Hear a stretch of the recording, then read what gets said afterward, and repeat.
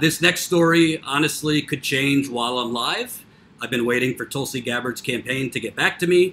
Her campaign press secretary did get back to me asking if he could have an extension because I said I go live at 5, so can you give me a comment before I go live? He said, can I have an extension? So I told him 5:30. Haven't heard from him yet, so we'll see what happens. I have not seen any other segment on this. I saw Jamal Thomas do a segment on this, but I did not see. I heard people saying my former colleague Anna Kasparian did something on this and others. So I've only seen Jamal's segment on this. I love Jamal, but he only, I don't think it was intentional, but I think he missed one of the events that's in question. So first, let's get into one of the events that, to me, does not seem problematic. Tulsi Gabbard's going to be in New York, I believe, starting tomorrow, and she's doing this event. It's on 38th Street. I don't know whose apartment that is. It doesn't say whose apartment that is. I heard from somebody it's a surgeon, but I don't. Oh, Dr. Raj Bayani, who is a surgeon, so he's not a Wall Street bigwig. So I don't know why that's problematic. To me, I think there was a little confusion where people thought that the Fox News story that said she was courting Wall Street donors was talking about this particular event. I don't think that Fox News story was actually talking about this particular event. And again, I have reached out to Tulsi Gabbard's campaign because I want to be fair and I want to give them a chance to give a comment. So I'm just going with my knowledge of the event, my knowledge of who is sponsoring the event, and I will definitely update the story if they get back to me after. So this is the event that I think comes off a little problematic. And I'm a fan of Tulsi Gabbard, but I can't treat her with kid gloves. I can't treat Kamala Harris and Joe Biden and the rest of them one way and not be consistent if it's Tulsi Gabbard. So this is happening tomorrow in New York City. It's a breakfast, obviously, with Tulsi Gabbard. It's hosted by Farvahar Partners, which I'll just read you the description here. Omid Malik, a former Bank of America prime brokerage executive who is widely known in the hedge fund industry, has started in a merchant bank to invest in early-stage businesses and alternative investment funds. Malik formed Farvahar Partners in January with partner Joe Vabaril, who previously worked under Malik at Bank of America. The New York firm will invest proprietary capital in consumer-oriented technology companies, blah, blah, blah, blah, blah, not niche-focused hedge funds, and private. So this guy, I'll just tell you straight up, how I start looking into donors is I Google the person's name and corruption. It's not that hard. The corporate media just doesn't want to look. So I just Google a person's name who I see is either donating to a candidate or a fundraiser is being held with a person, donating at the fundraiser. I type the person's name and corruption. When I typed this person's name, nothing that problematic came out. He did get fired from Bank of America. Apparently there were some accusations against him from a woman. I don't really know the details surrounding that. He actually sued and he got a big settlement from Bank of America. So I don't really know enough about it to tell you whether this guy who owns the private equity group that's sponsoring Tulsi's breakfast tomorrow, I don't know enough about it to know if he did something wrong or he didn't do something wrong. So I'm just going to remove that from the equation. He was pretty high up there at Bank of America. So the bottom line is she's doing a fundraiser tomorrow with a former executive at Bank of America. The other part of this that I think is, I do think it's a little problematic, to be honest with you. I just can't treat Tulsi Gabbard different than I would other candidates. This event is at a place called the Core Club. The Core Club here in New York. So let me show you that. So Core Cultural Programming, breakfast with Congresswoman Tulsi Gabbard. Well, the Core Club is really an epicenter for really, really wealthy, out-of-touch folks to go be wealthy and out of touch. I'll just read you briefly. They describe a really rich woman walking into a place. She looked like money. The woman with the sleek long legs, tanned a light toast color, and with a mane highlighted by honeyed streaks conjured by some magician. Her suit was Chanel, but emphatically not matronelle Chanel. Her wrists were manacled with slave bracelets from Cartier. So you get the point there. This New York Times story is describing a very wealthy woman. She ordered, well, what does it matter what she ordered? As Marlene Deitch once ordered, New Yorkers, and particularly those of certain social stratum, are hungry for everything except food. And for those New Yorkers and their kind those used to breathing the rarefied air of great wealth, there is a particular gathering place in Manhattan, a quiet 6-story annex of a midtown office building, unmarked and inconspicuous, where they can be among their kind. The place is the Core Club. This private members-only club on East 55th Street was created 6 years ago to serve as a place where, the New York Times reported before it opened, a geographically and socially diverse set of wealthy people might, quote, gather and meet others of the same disparate tribe. I mean, I don't know how to describe it other than this is a gathering where rich people gather. There's no other way to say it. This is where rich people hobnob. They have events, they have social gatherings, cocktail parties, lectures, things like that.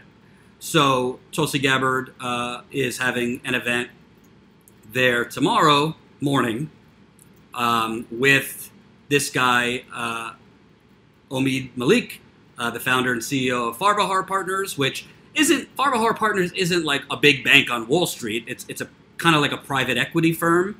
It does a lot of dealings with hedge funds and other kind of Wall Street businesses, but it's not like a huge Merrill Lynch, Goldman Sachs kind of place. However, Malik was a big Bank of America executive. So the question becomes, do we destroy Tulsi Gabbard for having a fundraiser with anyone associated with Walmart? See, I haven't slept. Do we destroy her for having a fundraiser with anyone linked to finance and Wall Street? Or do we wait to see what is this guy's positions? Because I don't mean it in any other way than it sounds, but the bottom line is he's Muslim. So it's a possibility that as a Muslim man, I don't know, that he is very attracted to Tulsi Gabbard's position on ending the regime change wars and the endless military-industrial complex that has been bombing and killing Muslim people around the world, basically for the last forever, by the military-industrial complex. That is a possibility. So I have to play devil's advocate. If I saw that she was having a fundraiser with someone from Goldman Sachs or something like that, I'd be a lot more outspoken. The fact is, this guy was at Bank of America. I looked. I didn't find anything as far as corruption with him at Bank of America. And we also have to state what Tulsi Gabbard has voted for and against. This is her last year as far as voting against Wall Street deregulation. In opposing this bill and standing for the protection of everyday Americans. We can't forget that it was only 10 years ago that millions of hardworking families watched their life savings entirely wiped out. They lost their homes. They couldn't afford to send their kids to college. And all of this heartache, this pain, this suffering that they went through was a direct result of risky predatory lending practices and too big to fail banks that did not have sufficient capital in place to support and absorb their financial losses. It was in the aftermath of this financial disaster in 2008 that Congress passed protections to prevent this from happening again. But here we are today where these big banks now believe that we should simply forget the past mistakes that they made and instead only evaluate their current activities to determine certain capital requirements. I guarantee you those families who have suffered have not simply forgotten about what they went through and what they are still struggling to overcome and recover from. By ignoring critical indicators of past activities, this bill would allow big banks like Wells Fargo, for example, who defrauded the American people just in the last several months by opening millions of fake accounts, to get away with a slap on the wrist. And the American people are set up to take the fall for their actions. Now, supporters of this bill claim that current capital requirements stifle lending and hurt our banks and the economy. But the facts say otherwise. In 2016, bank profits reached an all-time high, and today business lending is up 75% since 2010. Our country's banks added more than $700 billion in capital to absorb potential losses and protect Americans and our economy from financial disaster. Higher capital requirements don't restrict lending. They simply ensure that big banks that are even bigger today than they were in 2008 can absorb their losses without depending on taxpayers for a bailout. The American people deserve a financial system that works for them and their families, not one that bets against them to boost Wall Street profits. We need to pass legislation that increases these capital requirements of banks with assets greater than $50 billion and continue to enact and strengthen reforms that will protect our economy and American families from another massive collapse. That's why I'm strongly urging our colleagues to reject this dangerous bill and instead work together towards efforts to build a financial system that serves the American people, not special interests or Wall Street banks. I yield back. So that was Tulsi Gabbard last year, speaking out against a bill that ended up passing to deregulate the big banks, which, by the way, 16 Democrats in the Senate voted for. Because the Democratic Party are Republicans. They're just nicer to women and minorities. But I digress. So I'm going to keep it real. I am a little biased towards Tulsi Gabbard, and I'm inclined to wait and give her the benefit of the doubt until I hear why she's doing a fundraiser with a private equity firm. That is my thought. If there was a pattern of her doing fundraisers with people on Wall Street, if there was a pattern of her doing fundraisers with private equity or something like that, it would be a little bit more problematic. This is one event with a former Bank of America executive who may happen as a Muslim. I believe that may be part of it, be attracted to the strongest candidate as far as being in opposition to endless war, the military-industrial complex, bombing innocent countries and people all over the world. So I'd like to see what her campaign has to say. Like I said, I looked into this guy, Omid Malik, who is the CEO of the firm that is sponsoring the breakfast. And again, this is the event tomorrow. It's hosted by Farvahar Partners, so I don't really know. I don't have any information on how much money the Farvahar Partners is giving her. I think the reality is she's probably needs more money for her campaign, and I'm not ready to declare Tulsi Gabbard a hypocrite or a fraud based on one event that I'd like to know more about, and I'd like to know more about why she's hosting an event with this particular firm, and why this particular firm, obviously if they're hosting a breakfast with her, that would seem to indicate they like her positions. So I'm trying to play it both ways, where I'm going to be honest with you, I mean, it doesn't look terrific that somebody who has spoken out against private equity is, doing a breakfast with, a former Bank of America executive. However, it's one event, and I'd like to know more. So that's really all I could fairly say about it. We'll see. I think her campaign's going to get back to me probably tonight. So you could definitely follow Status Quo's Twitter. If you don't follow our Twitter yet, what are you doing? So once the campaign gets back to me, I will issue, definitely have that statement out on why she's doing this particular fundraiser. And,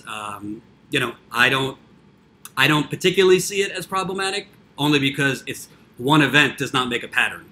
If I start to find out more and more events that are not on the calendar and more, secret conversations with Wall Street people and taking their money, then bottom line, I'm not going to treat Tulsi Gabbard different than I do other politicians. You got to keep it consistent.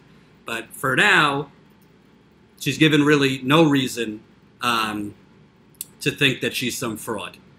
Hope you enjoyed that last video. Hop on over to statuscoup.com where you can sign up for our email list and become a member for as low as $5 to $10 a month.